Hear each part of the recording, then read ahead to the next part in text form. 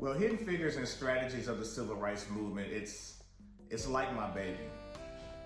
I learned so much in my first year of grad school about different elements of the movement that I wanted to dive in a lot more and really dissect exactly what was going on with the people that you don't really hear about. Septima Clark, Ella Baker, Rosa Parks in her true rarest form. Not what we really get on a high school level or in an undergrad level, but I wanted to dive deeper into her being something more than a tired old lady that was on a bus and that her feet hurt.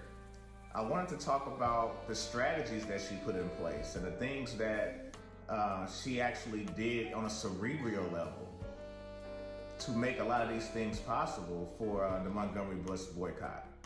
I think we discredit our leaders when we steamroll over these intricacies and the complexities that took place to make a lot of these things work. I am the proud father of two beautiful children, Elijah, 15, and Octavia, 12. When Elijah was in the 4th grade, he came home from school bubbling over with excitement about what he had learned that day about African American history. Now, I'm an African American cultural studies professor, and so as you can imagine, African American culture is kind of serious around my home. So I was very proud that my son was excited about what he had learned that day in school. So I said, well, what'd you learn? And he said, I learned about Rosa Parks. I said, okay, what did you learn about Rosa Parks? He said, I learned that Rosa Parks was this frail old black woman in the 1950s in Montgomery, Alabama, and she sat down on this bus and she had tired feet, and when the bus driver told her to give up her seat to a white patron, she refused because she had tired feet and it had been a long day and she was tired of oppression. And she didn't give up her seat. And she marched with Martin Luther King, and she believed in nonviolence. And I guess he must have looked at my face and saw that I was a little less than impressed by his history lesson. And so he stopped, and he's like, Dad, what's wrong? What did I get wrong? I said, son, you didn't get anything wrong, but I think your teacher got a whole lot of things wrong. He said, well, what do you mean? I said, Rosa Parks was not tired, she was not old, and she certainly didn't have tired feet. He said, what? I said, yes. Rosa Parks was only 42 years old. Yeah, you're shocked, right? So then I run across Highlander Folk School and Miles Horton. And I've read a slew of civil rights books, and each book mentions Highlander Folk School, but they never really go into detail what this school was actually about, its purpose. And I wanted to dive deeper into that movement, and what I found was amazing, that I felt like this could be the civil rights movement through the lens of Highlander Folk School and all the people that you didn't know about the civil rights movement and the people that you do know about the civil rights movement. And humanize these people and give them credit for their strategies and their cerebral planning in order to make something like the Montgomery bus boycott work, the March on Selma. You know, these things were not just by happenstance, they were planned. Highlander Folk School in Grundy County was established in 1932 by Tennessean Miles Horton to educate the poor and offer courses in organized labor. What Miles Horton attempted to do when he started Highlander was to educate those people and give them a voice in what he considered their role in American democracy, because they were being left behind. By 1952, Highlander's board of directors decided to address the issues of segregation and civil rights, attracting names like King, Abernathy, and Parks. I mean, it is a who's who of what becomes the civil rights movement in the 1960s. Rosa Parks is here about 4 months before the Montgomery bus boycott.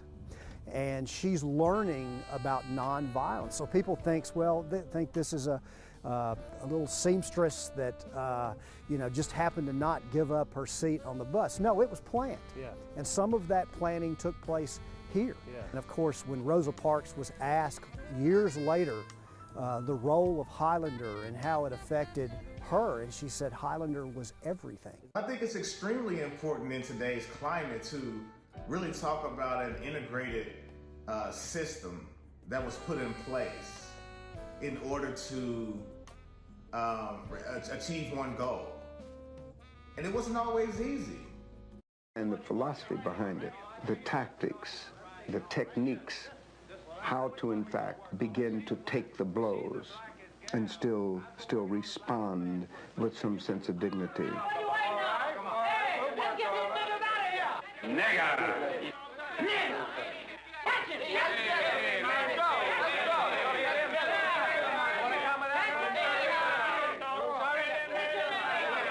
We live in such a polarized state today in society.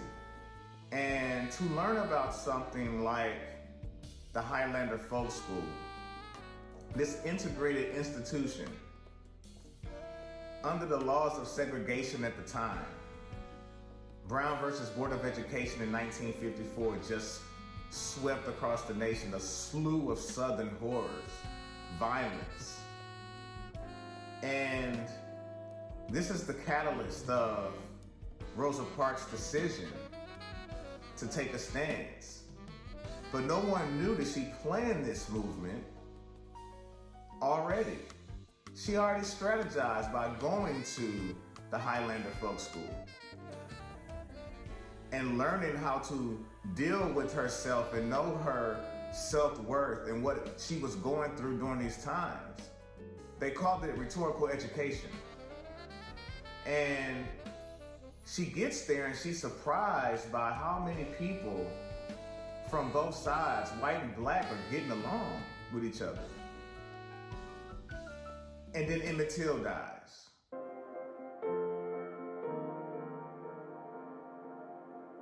I believe that the whole United States is mourning with me. And if the death of my son can mean something to the other unfortunate people all over the world, then for him to have died a hero would mean more to me than for him just to have died. Our Michael Brown today, Emmett Till was her generation then. Emmett Till, 14, was kidnapped and killed allegedly for wolf whistling at the wife of accused Roy Bryant. It's not just that they discover his body and that he's been killed. He has been brutally, brutally beaten.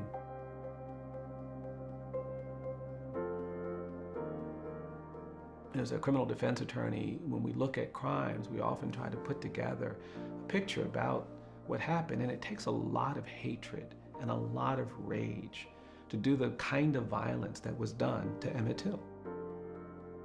Being a black boy in the American South could be quite perilous. The allegation that Emmett Till was being social with a white woman was considered an affront, a threat to the racial order. And I think the shock of his death was compounded by the brutality of his death. Emmett's mother couldn't actually conform to the conventions of the time, and she did something really quite remarkable. She made the really unorthodox choice of having a funeral with an open casket that was going to be very widely publicized, that was going to be attended by the national press. She wanted civil rights leaders and political leaders to see what they did to her child.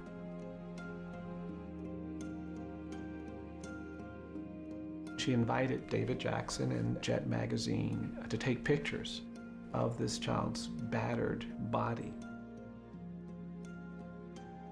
And these images were widely circulated.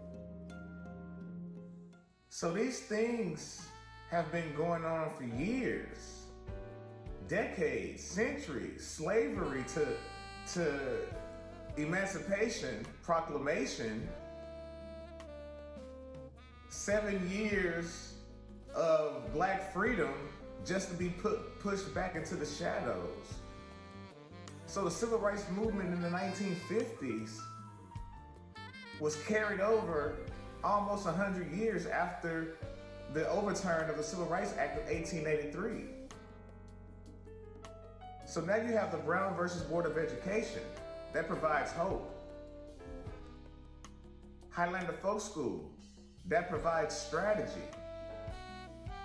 Mamie Till, not that it's a connection, but she's unorthodox in how she moves with the body and her son and media publicity. An extraordinary turn of events when she decides to have an open casket funeral so the world can see exactly what happened to her son. Strategies. Mamie Till, Hidden Figure.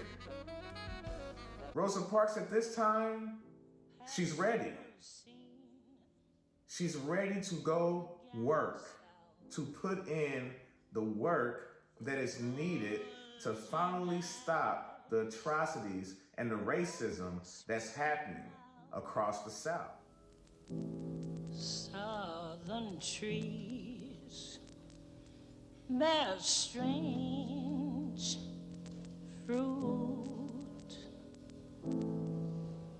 blood on the leaves and blood at the root,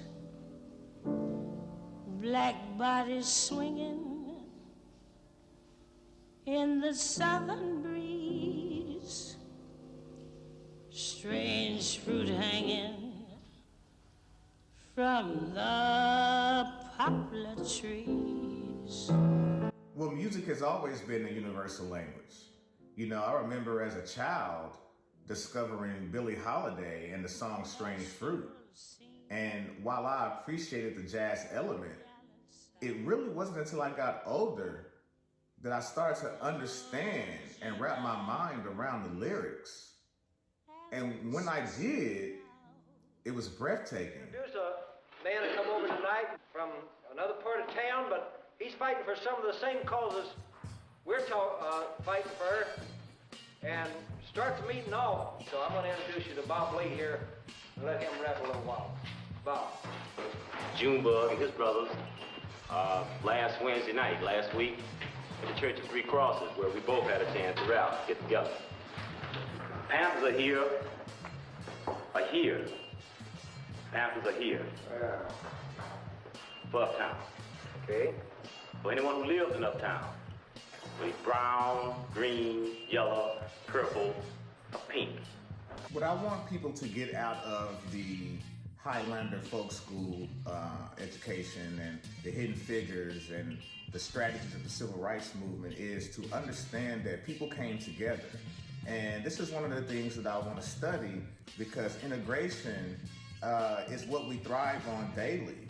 We do more together than we do apart. Our kids are growing up in a generation where their best friends are from different sides of the tracks. Their best friends have a different color tone.